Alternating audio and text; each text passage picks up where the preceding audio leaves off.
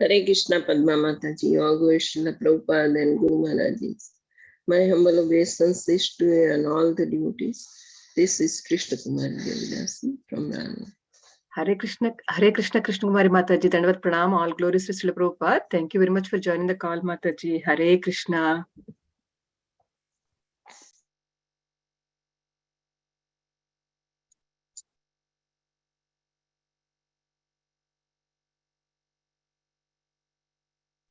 Hare Krishna Mataji, Dandavat Pranam. Please accept my humble obeisances. All glories to Srila Prabhupada and Shri Guru and Gauranga and all the assembled devotees. Yashamati from Chicago.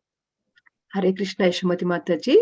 Dandavat Pranam, all glories to Srila Prabhupada. Thank you very much for joining the call, Mataji. Hare Krishna. Hare Krishna.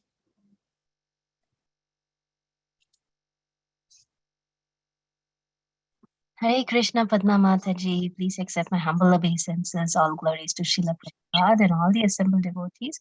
This is Indulika Karna Devdasi.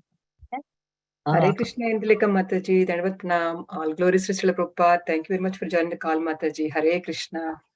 Krishna Mataji Prabhuji is also there. Oh, okay. I think we'll just go to the introduction, Mataji, then. That's sorry for the. So I would like to give the hand over the call to Tiffany Mataji to give a brief introduction about Prabhuji. Mataji, please take over the call, Mataji. Hare Krishna.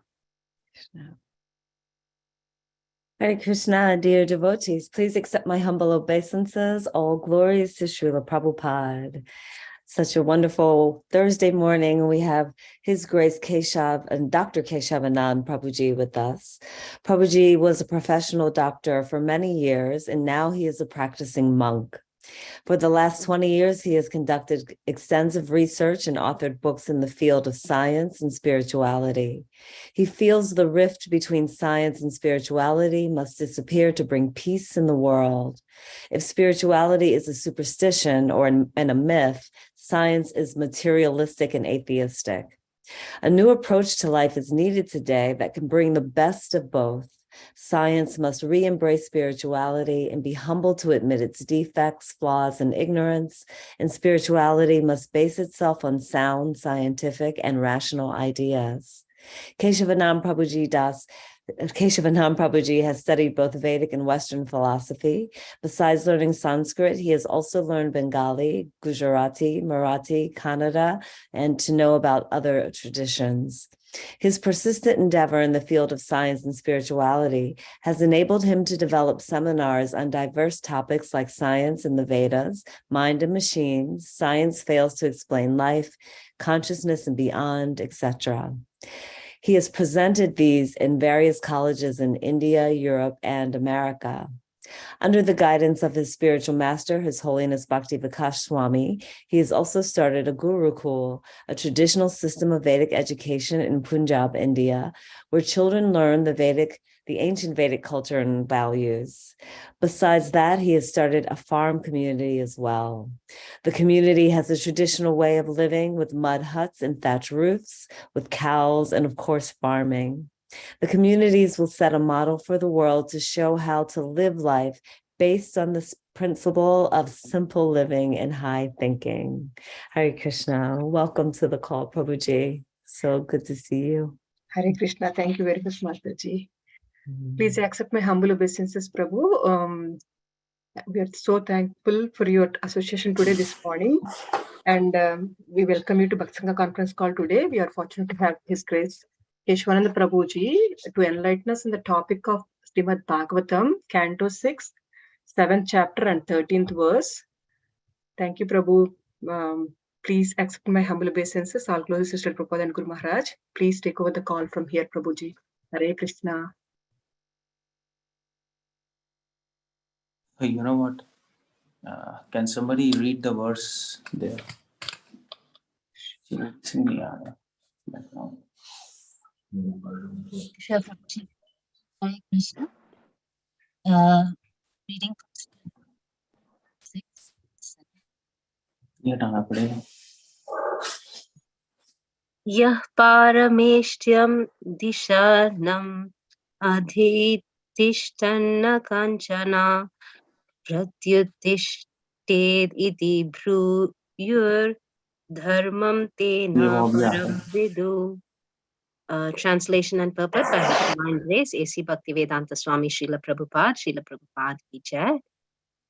If a person says, one who is situated on the exalted throne of a king should not stand up to show respect to another king or a brahmana, it is to be understood that he does not know the superior religious principles. Purport. Srila Vishwanath Chakravarti Thakur says in this regard that when a president or king is sitting on his throne, he does not need to show respect to everyone who comes within his assembly, but he must show respect to superiors like his spiritual master, Brahmanas, and Vaishnavas. There are many examples of how he should act. When Lord Krishna was sitting on his throne and Narada fortunately entered his assembly, even Lord Krishna immediately stood up with his officers and ministers to offer respectful obeisances to Narada. Narada knew that Krishna is the Supreme Personality of Godhead, and Krishna knew that Narada was his devotee. But although Krishna is the Supreme Lord and Narada is the Lord's devotee, the Lord observed the religious etiquette. Since Narada was a brahmachari, a brahmana, and an exalted devotee, even Krishna, while acting as a king, offered his respectful obeisances unto Narada. Such is the conduct visible in the Vedic civilization. A civilization in which the people do not know how the representatives of Narada and Krishna should be respected, how society should be formed, and how one should advance in Krishna consciousness. A society concerned only with manufacturing new cars and new skyscrapers every year, and then breaking them to pieces and making new ones, may be technologically advanced, but it is not a human civilization. A human civilization is advanced when its people follow the Chaturvarnya system, the system of 4 orders of life. There must be ideal first-class men to act as advisors, second-class men to act as administrators, third-class men to produce food and protect cows, and fourth-class men who obey the 3 highest classes of society. One who does not follow the standard system of society should be considered a 5th-class man. A society without Vedic laws and regulations will not be very helpful to humanity. As stated in this verse, Dharmam tena param vidhu. Such a society does not know the aim of life and the highest principles of religion. Okay. Thank you, Mataji. So we are discussing 6th canto, 7th chapter, 13th verse. I just offer obeisances. Om Ajnana Timirandasya Jnananjana Shalaka Chakshirunnitam Yena Tasmai Shri Nama Om Vishnu Padaya Krishna Pristhaya Bhutale Srimate Bhakti Vedanta Swaminiti Namani Namaste Saraswati Deve Gaurvani Pracharani Shunyavadi Paschatishta. Okay, so this is a verse talking about dharma. And one thing important to understand in this whole purport is, before I begin to explain this purport, the important thing is that although we are devotees of Krishna and we are Vaishnavas, but nevertheless, we all have to follow certain etiquettes. We all have to follow dharma. Srimad Bhagavatam says, Savai pumsam paro dharma yato bhakti radhokshaje ahetuki aprati hatay atma supasiti.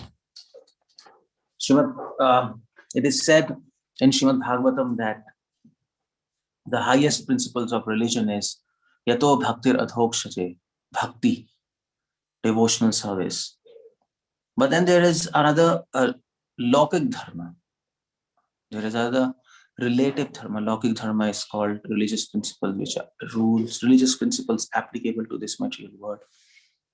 How to run a society, how to run a family, how to do social dealings, what are the personal etiquettes, social etiquettes. Everything has to be done according to Lokik dharma. Bhakti is called Alokik dharma. And then there is Lokik dharma, mundane religious principles, which is also called as Varnashram. Srila Prabhupada mentions in this purport. So until unless we don't follow the principles of dharma along with bhakti, it will be very difficult to practice devotional service. And that's why Srila Prabhupada wanted varnashrama societies to be established in ISKCON. And Prabhupada said, my 50% work is left, varnashrama. Why? Because we have seen when Srila Prabhupada started this movement, Prabhupada established devotional principles in his society. And because it is said, dharma sonishchita pumsam vishvakseno kathasuya na utpadedadiratim shramaiva kevalam. It is also said that varnashrama or lokik dharma without devotional practice, it's simply a waste of time. So the step 1 is to establish the principles of bhakti. Step 2 is to establish the principles of lokik dharma. Or, okay, let's use the word dharma here. Now, Srila Prabhupada, when he went to America in 1960s and then 70s, he established ISKCON and then he established the principles of devotion. And then Prabhupada said, Prabhupada, when he was leaving, he said, my 50% work is left, because that's step 2, varnashram dharma. Because if we are not peacefully situated in the society, and if we are not working according to our own nature, we have to work, we have to do something in this material world, isn't it? We have to eat, we have to earn, we have to live with the family. But if we are not peaceful in that whole setup, then we will not be able to practice devotion nicely. So we need a favorable environment around us of people, of family, of society, and so that we can practice devotion nicely. How to attain a peaceful environment? How to be in a peaceful environment? That is taught to us by dharma. If you practice the religious principles of dharma or varnashrama dharma, then the society is very peaceful. There are no rogues and thieves. There is no politics. There is everybody's happy in whatever they are doing, and thus they can cultivate devotion very nicely. Especially Srila Prabhupada says, in a varnashram society there are brahmanas. Brahmanas means who are educated in the science of dharma, who are educated in the science of Vedas, and they can guide others, Kshatriya, Vaishya, Shudras, how to follow, what are the personal conduct, what is the social conduct. They can guide the king, and then can make sure by the power of his sword that everybody follows the rules. But that's not required, because the king, by his own prowess, by his own knowledge also, because they were Raj Rishis, along with Brahmanas, they both work together. And people have a lot of respect for them, and they make sure people are secure, people are happy. And then if they're happy, they naturally follow the rules of varnashram dharma. So that's what is happening in this verse. This verse is very important, because Krishna himself is following the rules of dharma. Devarshi Narad, who is a devotee, he is also following the rules of dharma. He didn't hesitate when he came to meet Krishna. He didn't hesitate. Prabhupada is mentioning in the purport. When he came to meet Krishna, he didn't hesitate to take respect from Krishna. He didn't hesitate. Krishna wanted to give respect to Narad Muni because he's a Brahmana. Krishna is acting like a king and a householder. And the duty of a king and a householder is to give respect to a Brahmana, especially. He's a brahmachari. And Narad Muni is a senior brahmachari, so he's a sannyasi. The king should get up and give respect. And Krishna did the same thing when Narad Muni came to Dwarka to meet him. Krishna made him sit on the throne. He washed his feet, and Narad Muni accepted that. Why? Although Narad Muni is a devotee, why he should accept respect from Krishna? Although Krishna is God and he is the master of Narad, why he should give respect to Narad? To teach us that we should all follow varnashrama dharma. And that's why Prabhupada said 50% work is left. And devotees around the world, they're trying to establish varnashram societies. One thing I just want to mention here, that varnashram societies are not just eco farms. There are eco farms devotees are establishing, but that farms, that's good if you shift to farms from the city life. It still makes your life a hell lot of easy, you know. You can stay peacefully, you can have your own food, and you can stay nicely and do devotion. But Varnashrama Dharma, that's a very different take altogether.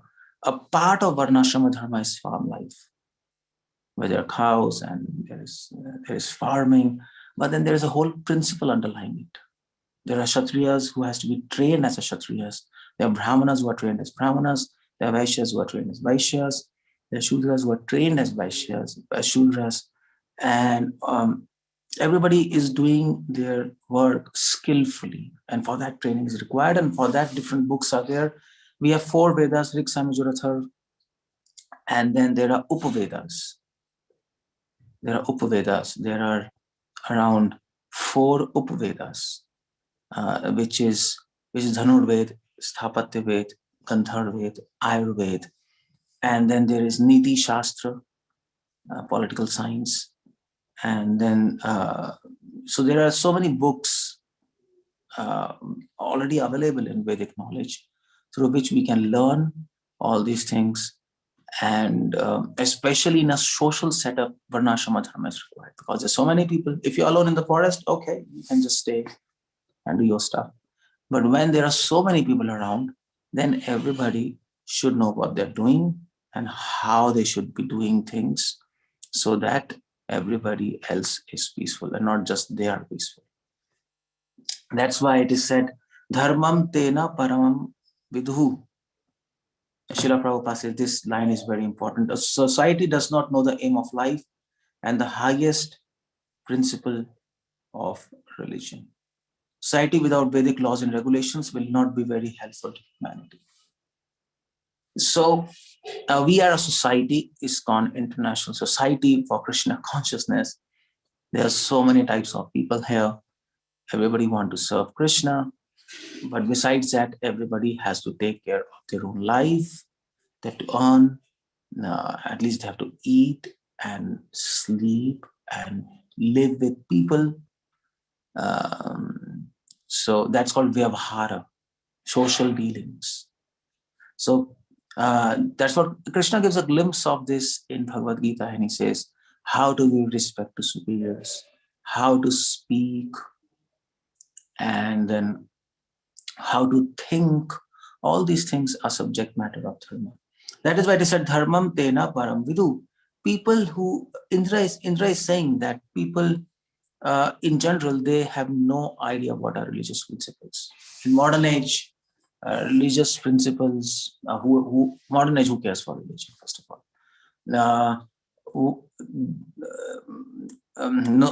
So nobody even cares for any moral conduct. Whatever moral conduct or whatever morality we have in this modern age, that's also complete speculation. It's just a mental construct. It's not coming from the divine books of religion, Vedas or other books. And philosophers like to speculate moral laws. The basis of morality in this modern age is who was that?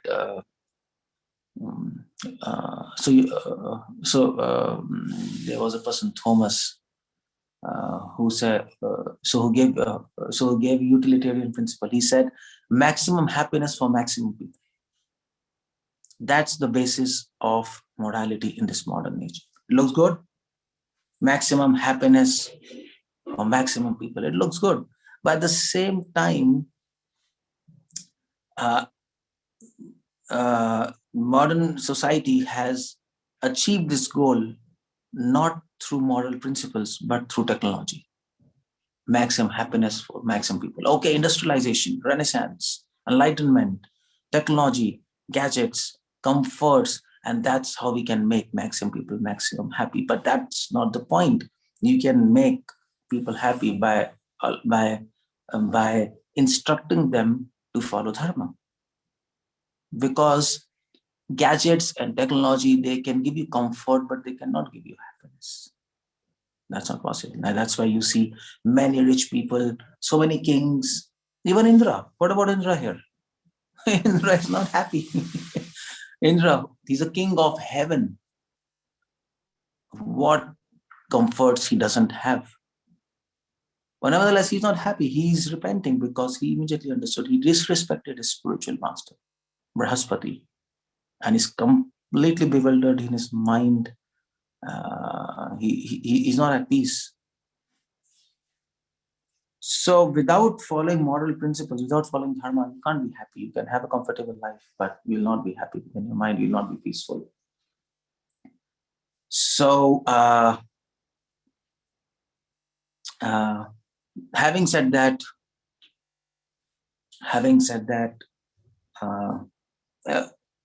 in modern age, but we find certain kind of morality, certain kind of moral principles in some countries, in some underdeveloped countries, let's put it like that, or developing countries, we find morality, and the source of that morality is speculation. Socrates, Aristotle, Plato, they speculated and they gave us moral principles. And those moral principles are disconnected with God. Krishna says in Bhagavad Gita, any moral principles which is based on speculation, the whole moral principles is based on the principle you should not harm anybody. And that's it. This is a principle, basic principle. But that's not what Vedic scriptures speak about morality, about dharma.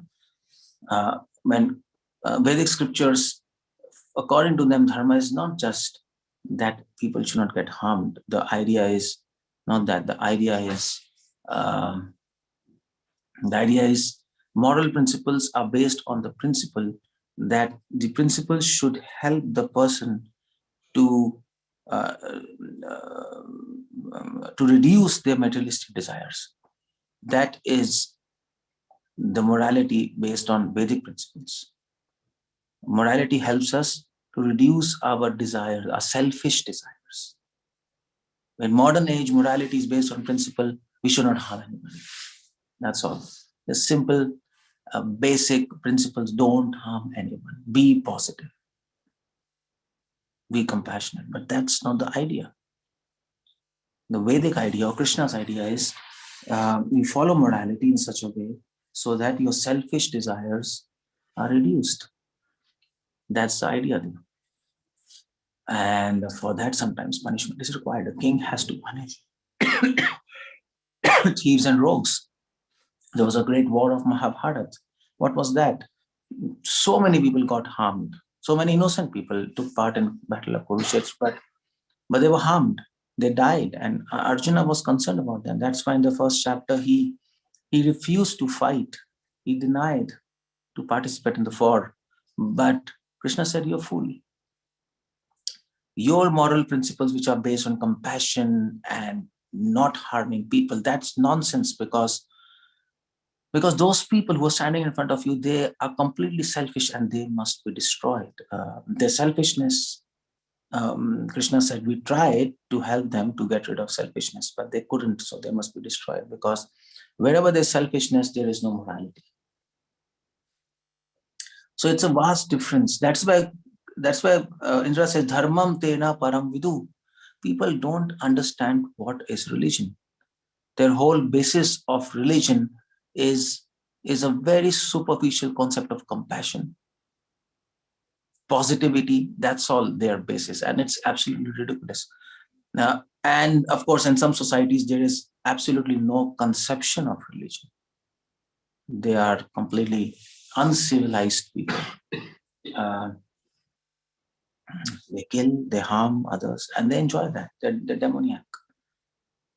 So, dharmam tena param vidu. To learn dharma, we have to take help of scriptures. That's why Krishna says in Bhagavad Gita, ya shastra vidam utsrije vardate kama karata. Na siddhim avapnoti na sukham na param gatim. 16th chapter, almost the last verse. Krishna says, anybody who rejects the principles of shastras and he will never have happiness, or to talk of peace and satisfaction. Krishna also says in Bhagavad Gita, Mogasha moga karmano. He says, if you follow your speculated morality, moga, it'll fail. The project fails because that kind of morality is not coming from me. It is coming from a foolish concept of superficial concept of compassion, and that too compassion on the level of body. That makes no sense. That's not immoral. That is not moral. That's not moral. That is immoral. So Indra says, dharmam tena param vidu. Even if you understand everything from Vedic scriptures about morality, even if you read scriptures and you learn what is dharma, still it is difficult to follow dharma. Still, sometimes there is dharma sankat. You don't know which direction to go. Both directions seems valid and based on scriptures, but then what to do? And there are so many instances where there is dharma sankat.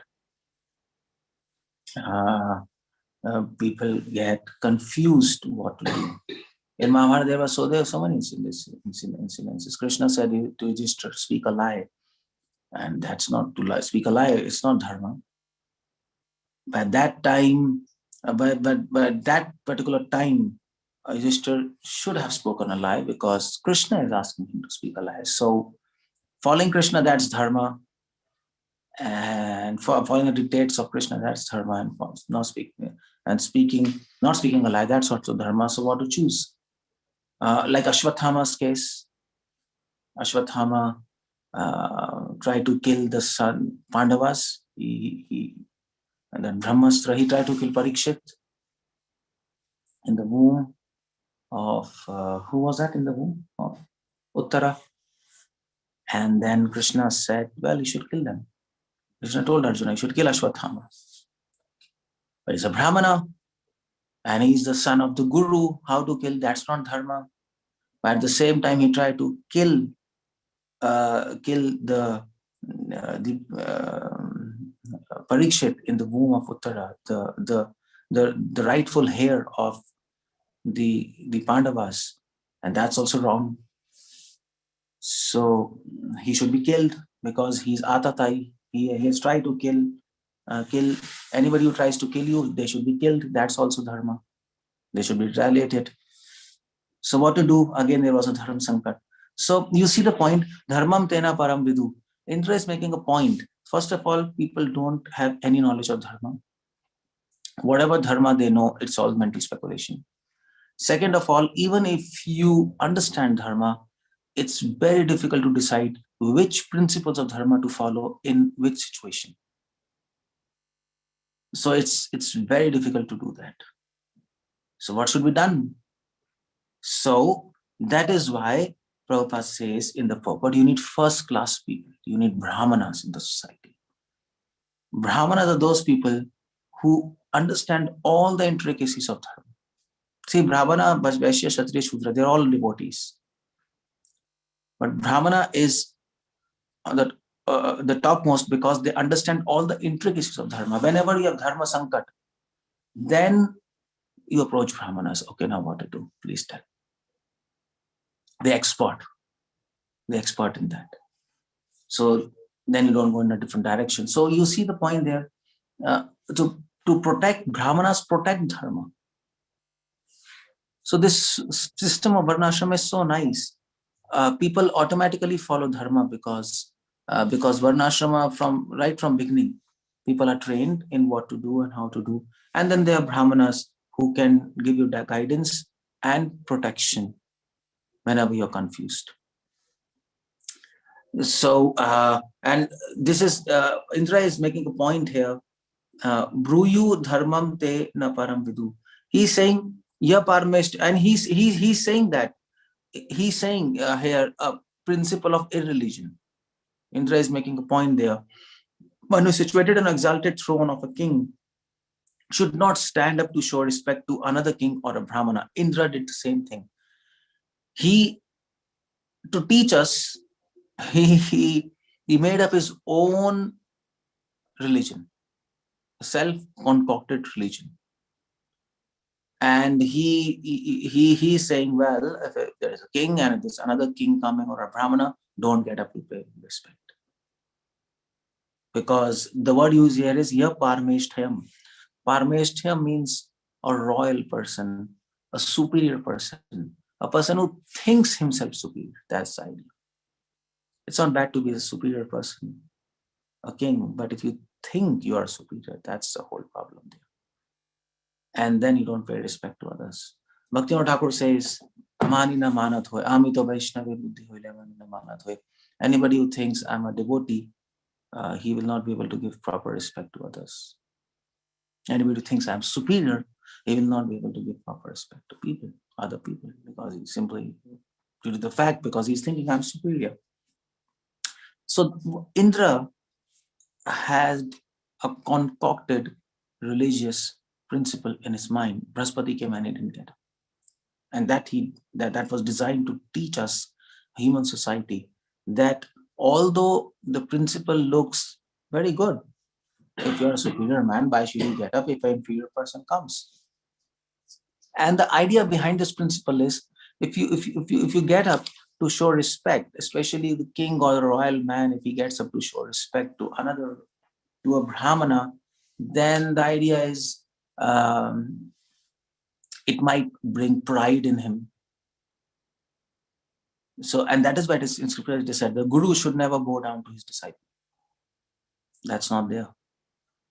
But then does it mean guru thinks I'm superior to disciple? No, he is superior, but he doesn't think like that. Any guru who thinks I'm superior to my disciple, he falls down.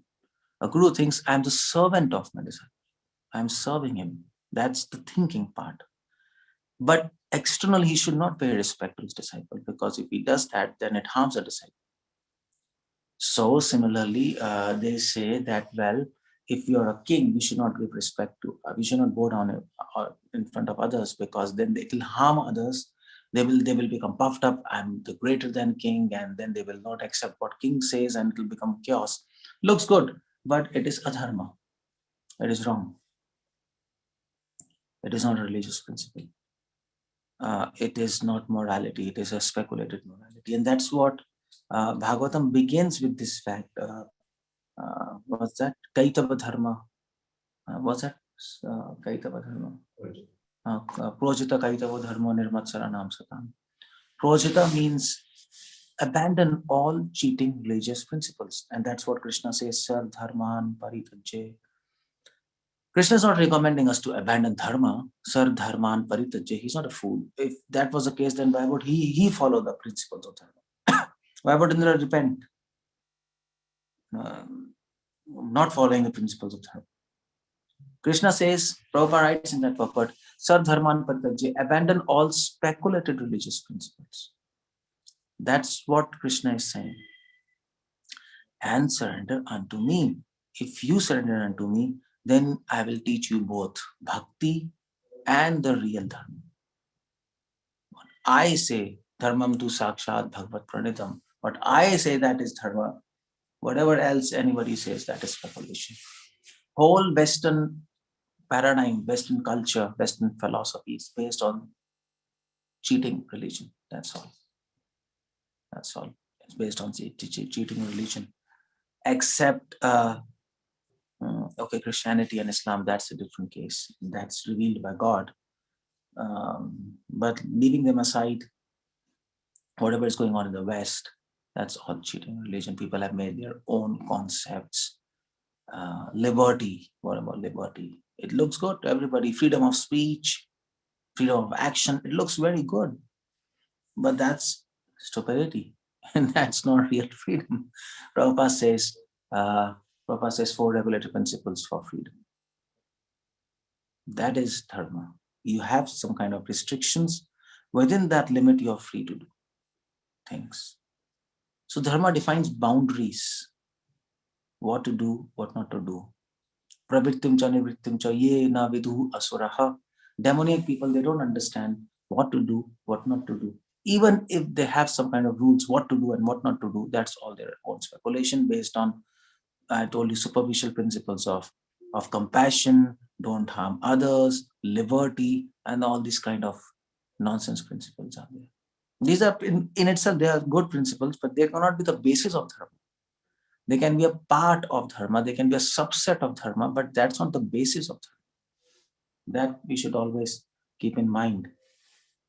And so that's what Prabhupada is mentioning in this whole purport, that bhakti and dharma, there are like two eyes of a person.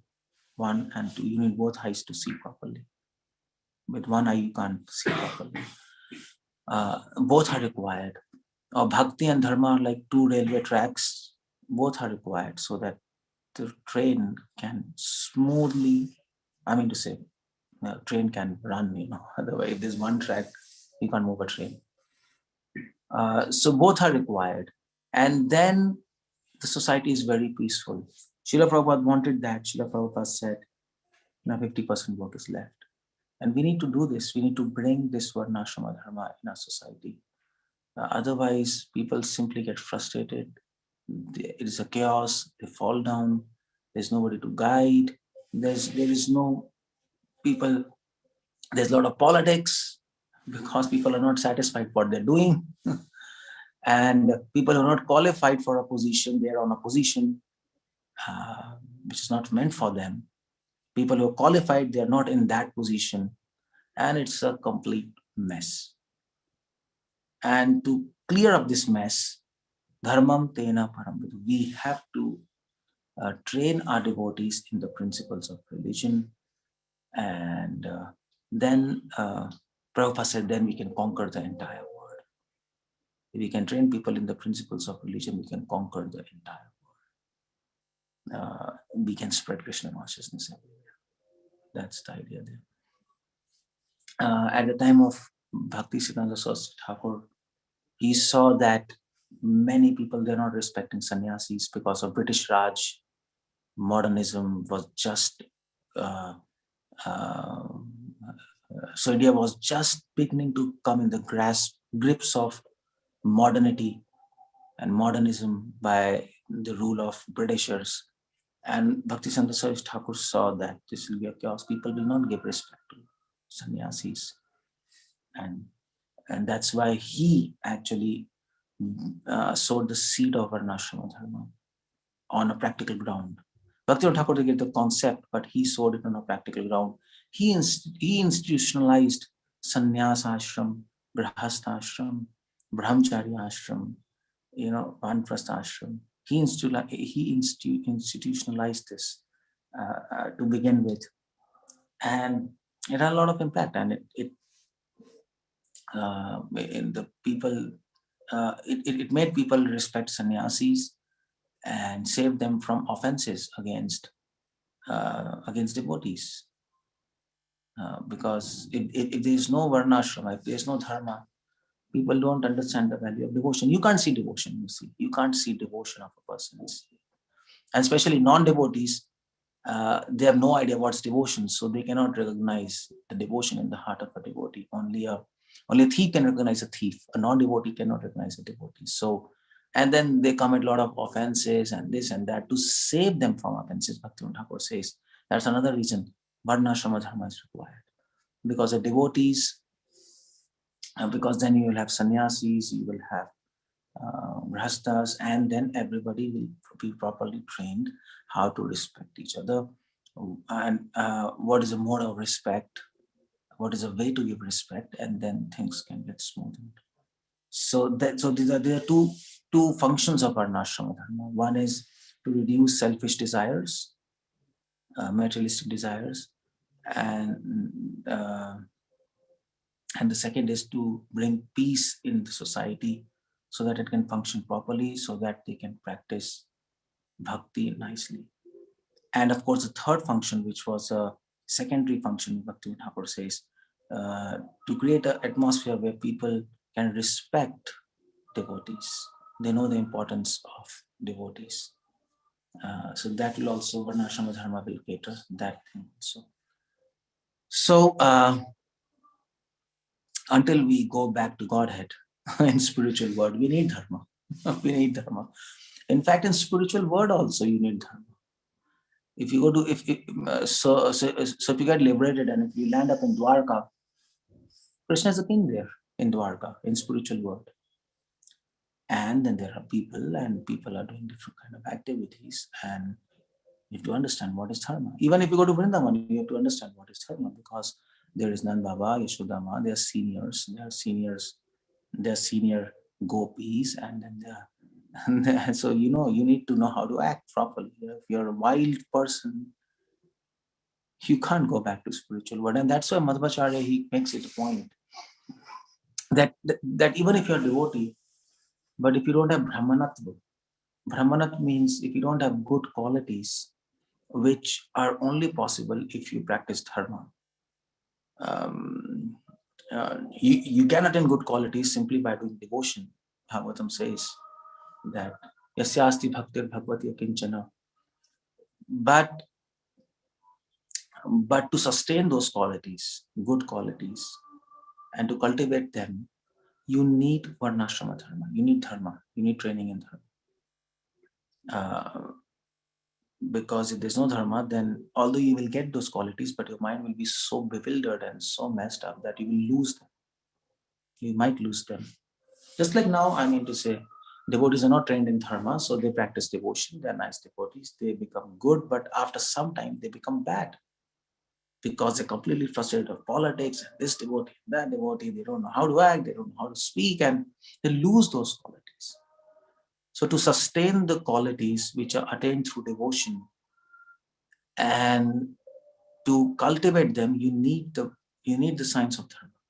You need it. There's no choice. And even in spiritual world, you require this. What to talk of material world? So dharma is always there with bhakti. It supports devotion. It helps us to do devotion peacefully in this material world. It helps us to actually live this journey in this material world peacefully. That's dharma. If you want to sail your boat peacefully across this ocean of material world, you need dharma. If there's no dharma, you can still have a boat and you can still sail through this material ocean, but it'll be a rough ride. It'll be a rough ride. There'll be waves and there'll be storms and you might drown. So Bhagavatam says, isn't it? Guru Karna Dharam. You should have a boat of devotion. The guru should be a captain. And the winds, Prema Bhatasi Lochandas Thakur says, the wind should be the winds of love. But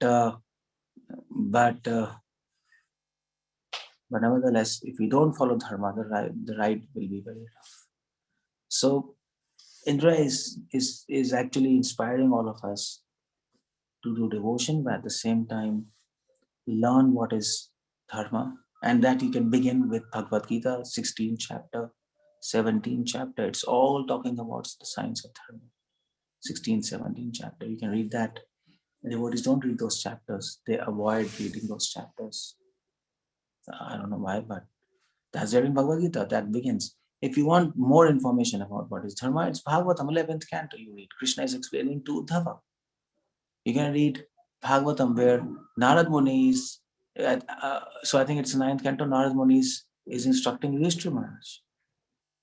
It's right there in Prabhupada books. And read that, understand, apply it in our life, and that way we can help others better and help them to not only become a better human, but a better devotee also. Hare Krishna, Srila Prabhupada ki jai. I'll end up here. Any questions? Anything? I want to entertain questions.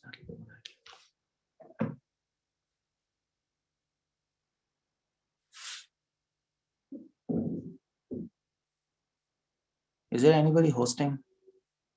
Or there's nobody hosting? Yes, Prabhuji. Hare Krishna, Prabhuji. Thank you so much, Prabhuji, for the wonderful class. Hare Krishna, dear devotees. If you have any questions or if you have any realizations, please go ahead and share them now. You can raise your hand or you can unmute yourself. Hare Krishna, Prabhu. Yeah, a Hare couple Krishna. questions for you. when you say that bhakti is supported by dharma, I'm trying to reconcile that with the concept that bhakti is also independent. Yeah, I got your point. Okay. I expected that question. The answer is bhakti is supported by dharma in conditioned state. When we say bhakti is independent, in itself, bhakti is independent. Bhakti doesn't need support of anything. On the other hand, bhakti supports other processes. But as far as we are following devotion, our bhakti is exactly not bhakti. It is, we're trying to practice bhakti, or it's a shadow bhakti. It is abhas, namabhas, bhakti abhas. So to come to an ideal platform of bhakti, we need support now. And that is why in conditioned state, dharma is a support. In liberated state, dharma is not support. So dharma is not supporting bhakti in one sense. Dharma is supporting us to practice bhakti, because we are not perfect. That sounds like a technicality, like a loophole. You're giving bhakti a loophole. That's what it sounds like. Because the way you're explaining it, it sounds like bhakti is independent only if you are a pure devotee. Yeah. So we speak like that. Bhakti needs support of dharma. But if you want to really zoom in, then you can say bhakti, we need support of dharma to practice bhakti. That will be a good way to put it. Then what is the real meaning, therefore? If we need support of dharma to practice bhakti, then what is the real meaning of saying bhakti is independent? Oh, bhakti is independent. Bhakti is independent means that bhakti is independent means that bhakti doesn't require any additional process of jnana yoga, dhyana yoga, or karma yoga. It doesn't require any other additional process. That means bhakti is independent. But when we say that is actually prema bhakti. You have to keep in mind. When we speak of bhakti, that is prema bhakti. Bhakti is independent. Which kind of bhakti? Prema bhakti. But when we talk, you say it doesn't need karma yoga, jnana yoga, but it does need dharma. No. Karma yoga includes dharma, isn't it? Yeah. So prema bhakti doesn't require anything. That's independent. But when we come to Vaidhi bhakti, that's a very different game altogether. Vaidhi bhakti requires support because in Vaidhi bhakti we will not be able to practice. We are not able to practice chant Hare Krishna. We are not able to do things properly. That's why we need support. You can use the word support, or you can use the word dharma creates a favorable environment to practice bhakti. Yeah. So if you want to put it that way, that is okay. I mean to say, we need house and we need food and clothing to practice bhakti. So you can say, well, you need support of house, food, and clothes to practice bhakti. Or if you don't want to use the word support, it contradicts independent nature of bhakti, then we can say they are favorable to practice devotion. Yeah. So it is not Vaidhi bhakti needs that support. Yeah. Vaidhi bhakti needs support. Yeah. But prema bhakti doesn't. So if saying that prema bhakti does not need support, that sounds the same as saying only if you are pure devotee, you don't need support. Yeah, you're right. Dharma. You're right. Yeah. If you are pure devotee, we don't require, because pure devotee will automatically have all good qualities, and he'll develop a sense of dharma by the grace of Supreme. He'll have inbuilt support. Yeah, you're right. Yeah. He will have inbuilt thing there. Okay, then. Yeah. Yeah, continue. No. For me, that was it. You were going to say something. Yeah, I was saying, because you see, in Vaidhi bhakti is practiced. Vaidhi bhakti, the word Vaidhi bhakti is when we're following rules and regulations. So Vaidhi bhakti is applicable to conditioned mind. So we are impure, we are conditioned, we have so many anarthas, we have our own push and pulls of enviousness, lust, and this and that. And due to that, although we are practicing bhakti, but then we commit offenses, and then we can't behave properly in a Vaishnava community, and we get disturbed so many times by small things.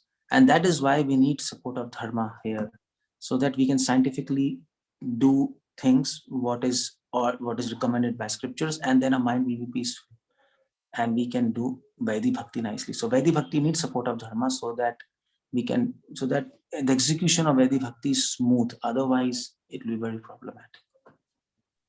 Actually, that's a good segue into my other question, which is the relationship between, you implied that there's a relationship between politics and the absence of dharma.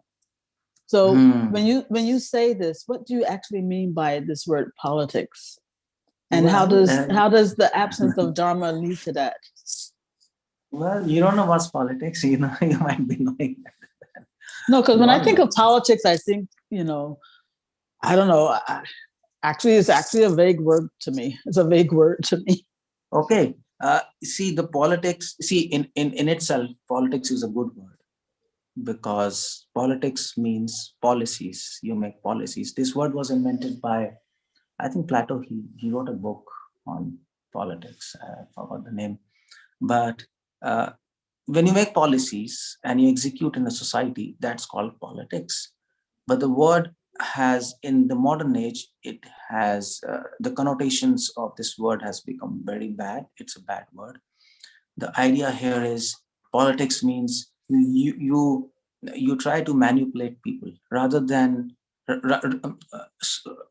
managing the system, you're managing people, and you're pulling them and pushing them and try to manipulate them for your own selfish interest. And that is in any institution, even in our institution, where there are 4 people, there are politics. I mean, so people are there, and then people want to not to leave their positions, and the game of power and seat, and they don't allow others to come forward. People who are intelligent, people don't allow them to come up. There is a whole saying in our institution, my way or highway. You have heard this? My way or highway.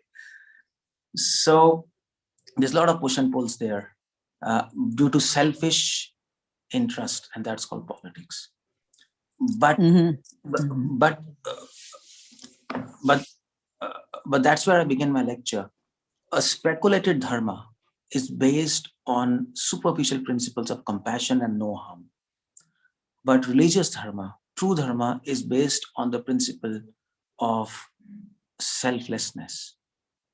True dharma helps us to get free of selfish desires. And once you're free of selfish desires, then you don't work for personal interest. And if you don't work for personal interest, you don't push and pull people, and then there's no politics. Okay, yeah, so I get it. So if when there's this manipulation of people, which is what you're calling the modern politics, let's say, then that means that people are trying to hold on to positions that they are not qualified for. And right. The people who are qualified for certain positions, you're obstructing that. Yeah, you're right. That's the base of politics. Okay, so therefore that's completely contrary to Varnashram. Yeah, you're right. Actually, just one absolutely last question is this: the concept of Varna. I understand that means you have an occupation that you conduct in relationship to a society for your living. You maintain your living by a particular occupation according to your propensity. Yeah. But the word ashram, that's always very fuzzy for me, this word ashram. Oh, actually, how would you describe that? Oh, actually, you know what? You asked completely reverse question, because for us who are trying to establish Varna Ashram Dharma, for us, ashram is pretty clear, but Varna is very fuzzy for us. I'll tell you why. But before I tell you why, your question, okay, if this Varna is clear for you, okay, fine. On a very broad No, I know level. Varna, we are all confused about what our particular Varna is. Yeah, you're right. But I'm you're saying right. I understand the concept, you know? Okay, fine. I got your point. Mhm. You understand the concept, but concept of ashrama is, Yeah, you see, you can be in any Varna. You can be in any Varna. Okay, you can be a Brahmana, and you can be Kshatriya, and you can be a Vaishya. You can do whatever is required for you according to your nature. Fine. Mhm. But at the same time, you need to be trained for that. So how to get that training? So that is why the concept of Varnashrama comes. The Brahmacharya Ashrama, it's first 25 years where you get training for these Varnas. So Brahmacharya life is a student life where you are completely focused on getting trained. You don't have any other engagement. You don't have you don't have any engagement of family responsibilities, nothing. You are simply focused on patan. You are studying, and Brahmacharya means you are not even allowing your mind to go in frivolous activities, so that you can completely focus on what you have to do. So Brahmacharya ashram is there to train you what kind of varna you're supposed to adopt and how to execute that varna, whatever you allowed to adopt. And then after 25 years, then there is Grahastha ashram. People, devotees, or people who have trained themselves in a particular varna, they will, after Brahmacharya ashram, they will adopt those varnas. If they're trained as a Brahmana, they'll become Brahmana. If they're trained in Vaishya, Kshatriya. But at the same time, some people have to marry. For example, Kshatriyas, they must marry because Kshatriyas are kings, and kings should have a queen, because so many activities like yagyas you cannot do without a queen. And if you're king, you're dealing with so many people. And if you're dealing with so many people, your senses completely go haywire. So you need to enter Grahastha. You need a wife to share your emotions. As a king, it's such a stressful thing. So he is bound to enter Grahastha ashrama. So Grahastha ashrama is required and compulsory for certain varnas, like Kshatriyas or Shudras. It's also compulsory for Shudras, because Shudras are those who actually do skilled labor, like pottery or like carpentry, something like this. Skilled labors are theirs. So they should enter Grahastha life. Because why? Because when they marry, they will have children, and then they can pass on their skills to their children. Otherwise, the skill dies. Because the skill cannot be so you can't be educated in any college when it comes to skill. You can educate yourself when it comes to skill, but if you really want to become skilled, it should start right from your birth. So Shudras, they are required to enter Grahastha ashrama so that their children, they can learn skill right from the beginning, and that they can carry out the skill. And also because Shudras, they don't have so much self-control on themselves, that is why it is compulsory for them to enter household life, so that they can live peacefully and they can be useful to the society. Otherwise, if they don't have control on their mind, they'll not be able to function and follow and practice their skills nicely, and it will be a chaos in the society. Then what do you do? So for Kshatriyas and Shudras, it is compulsory to enter Grahastha life. For Brahmanas, it's not compulsory to enter Grahastha life, because Brahmanas are there to guide people what is dharma, and to help them uh, solve so let's use the word navigate when there is a confusion in what to do, what not to do within the realm of dharma. So Brahmanas might not go in Grahastha ashram. Why? They should take responsibility of a wife, of children, and waste their time. They should spend their whole life in studying Vedas, understanding them, understanding dharma, and then guide others. So it's not compulsory for Brahmanas to enter the Grahastha ashram, but people who can't have control on their sex desire much, so They can enter Grihastha ashram, but it's not compulsory. And it's best if they can bypass Grihastha ashram and go to sannyas ashram. That's all, completely. It's over. But you know, But the then, Shudras, yeah, wait. So let me complete. yeah. Vaishyas, for Vaishyas, it is good that they enter Grihastha ashrama because they are doing business. Again, they're interacting with so many people, and they're interacting with so many householders and females and this and that. So it's good that they enter Grihastha ashram. And then when they have children, they can pass on their skill of business, doing business to their children. And then after 25 years of Grihastha ashrama, then they enter Vanprastha. I mean to say, you can't leave your household in just like this in a snap. You can't do that. So there's an interim period between your leaving a household life and entering a sannyas ashrama and getting relieved of all the responsibilities and devoting your whole time to devotion and doing austerities. So there's an interim period which is called Vanprastha. Where you can have connection with your family off and on, and then practice austerities and spend time devotion. And then after last 25 years, sannyasa. Leave all connections. You're dead for the society. You're dead for your family, but then you devote yourself, your whole life for the benefit of society and attaining liberation and going back to God. That is why these ashramas are required for varnas to efficiently work.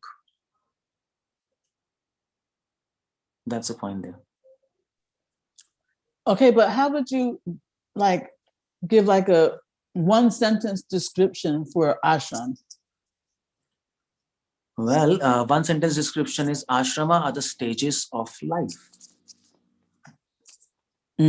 That's all. There are stages of life: student life, household life, ascetic life, and then sannyas. That is a hermit and then ascetic. There are stages. Our whole life is divided into stages, and in those stages, we pass through those stages and we practice dharma like that. Now, Shudras, they have, not so much sense control. So why by getting married should that give them sense control? Because, for example, there's such a thing as adultery, right? That is not self control. So how are the two connected? Well, you see, marriage will not bring sense control. Of course not. I mean to say, you can be adulterous within marriage life. So, but what happens is, if your mind is uncontrolled, and we can't control our senses, and if we are not married, then what happens is we corrupt the society. Then that person is going to corrupt the society. He's going to one female, another female, another female, another female, and that will be a complete chaos. He's out of control. But people do that in marriage also. While married, they do in marriage. But the whole point is, in married life, they're restricted to one female. That's one thing. So they don't corrupt the society. That's one thing. But as far as corrupting their own mind, we are talking about that, isn't it? So bringing sense control, that will also happen, because in married life, what happens is you get a lot of responsibilities. And the stress of those responsibilities, it's said empty mind is devil's mind, isn't it? And that responsibilities will occupy, your mind will be occupied in so much in those responsibilities that it will automatically bring sense control. So that's how this thing functions, married. But it's not a guarantee, because you can still, even with that. Of course, it's not a guarantee. Yeah. It's not a guarantee. It's not a guarantee.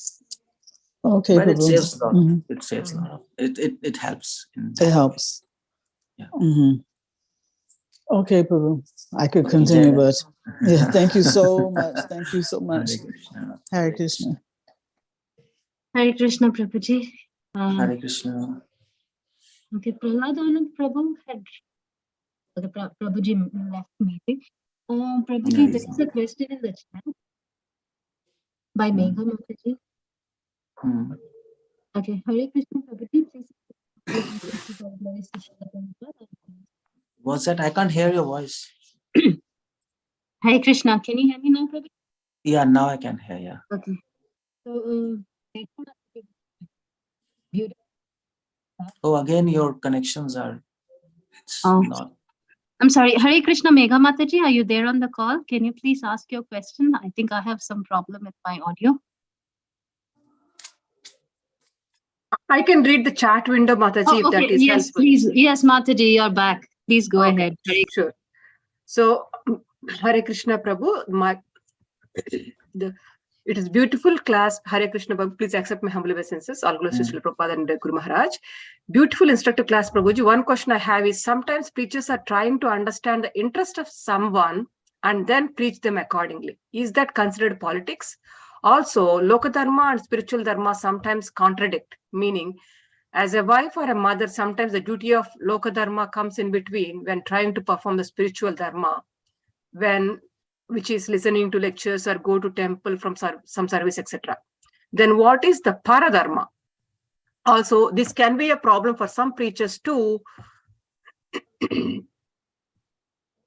Okay, so the first question is, some preachers try to see the interest of the people and try to preach them. That's not politics. If you try to see the interest of the other person and then preach, that's okay. But if you try to see the interest of your own interest and then preach, that's called politics. But if you try to see the interest of others and then preach, that's very practical. That's good.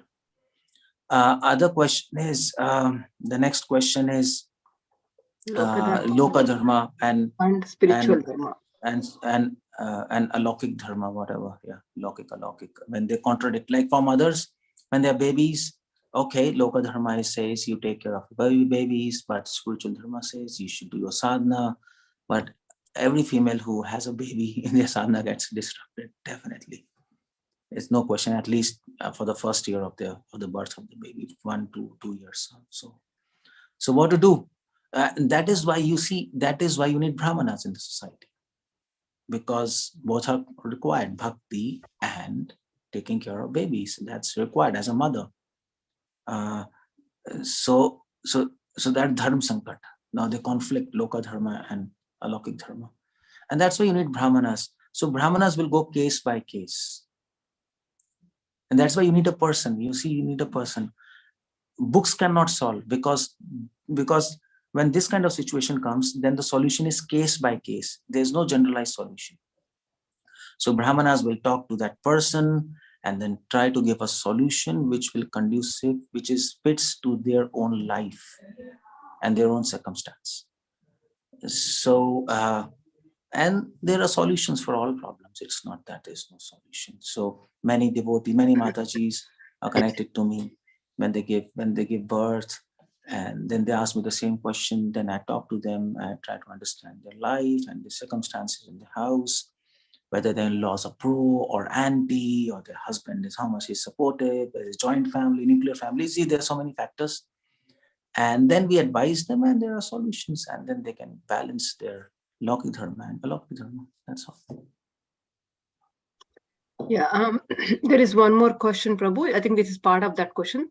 Then what is Paradharma? Also, this can be problem for some preachers too, that they have to listen to so many problems of the people to help them come out, and eventually hoping they can be brought to devotion service. So is that proper?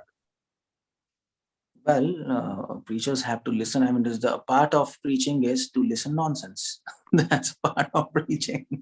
You have to listen so many things which you're not supposed to listen, but you have to listen. And I mean to say, yeah, as a brahmachari, we should not listen so many things as sannyasi, but you have to listen and then help them. It's okay, it's proper, but then there are certain kind of policies, a way to handle these things. We generally, as a preacher, if he's a brahmachari like us, we don't really involve ourselves in these kind of issues. We direct them to a householder so that they can guide them. In some intricate cases, we might have to talk to them as a brahmacharis and sannyasis, but that too, we involve a householder in between. And if the preacher is a householder, then there's no problem. So you have to spend time. See, the point is, preaching means you have to hear. If we don't hear people, they will not hear us. So preaching, 50% of preaching is hearing. and hearing problems and try to help them so that they can practice devotion. That's a part of preaching. It's not just giving lectures. That's a part of preaching. So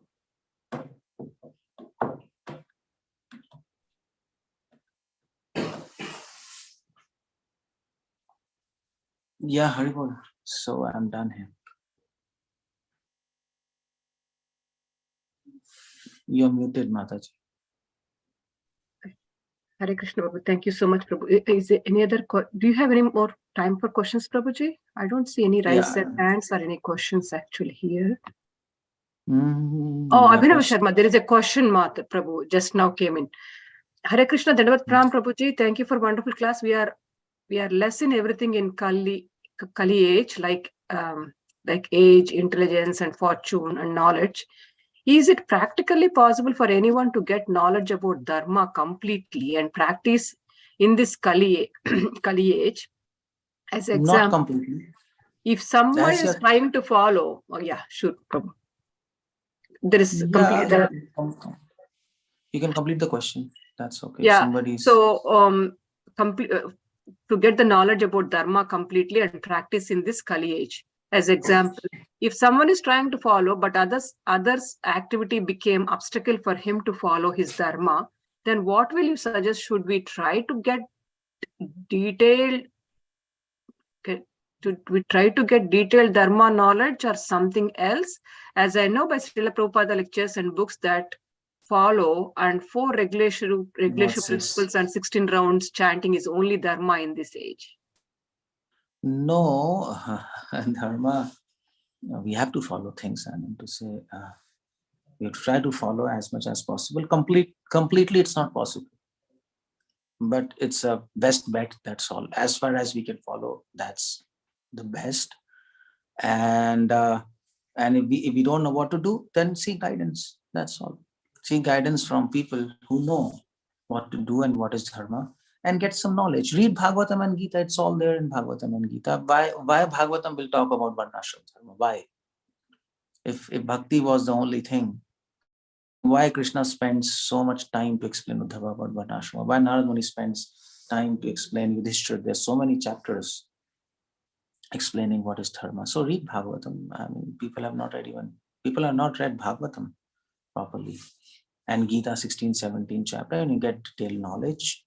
And most of the things we'll be able to manage. If we are not able to manage, then seek guidance, that's all, finish. And practice as much as possible. That's the thing. And if somebody else tries to obstruct and you can't follow that, then that means the problem might not be that somebody's obstructing. The problem might be we don't know how to execute Dharma. That might also be a problem. So seek guidance and get some knowledge from Bhagavatam and Gita and try to practice, that's all.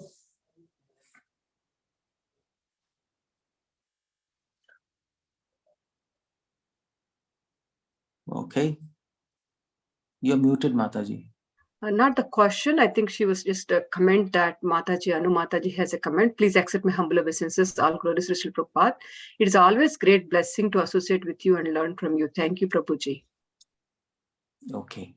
And Abhinav Sharma also, Prabhuji also mentioned thank you, Prabhuji. So let me see if there is any raised hands. There is raised hand, what I can see in your thing. If there is. No, there is nothing. I don't there see. Was. Okay, fine. Then let's just end it here. So, yeah, I think if there are no more questions, let's pay obeisances to Prabhuji. Vancha kalpatarubhyascha kripa sindhubhyevacha patitanam pavanebhyo vaisho namo namaha. Ananta Koti Vaishnav ki jai. Srimad Bhagavatam ki jai. His Grace Keshavanand Prabhu ki jai. Thank you, Prabhuji, for the wonderful class. Hare Krishna. Thank you, Prabhuji.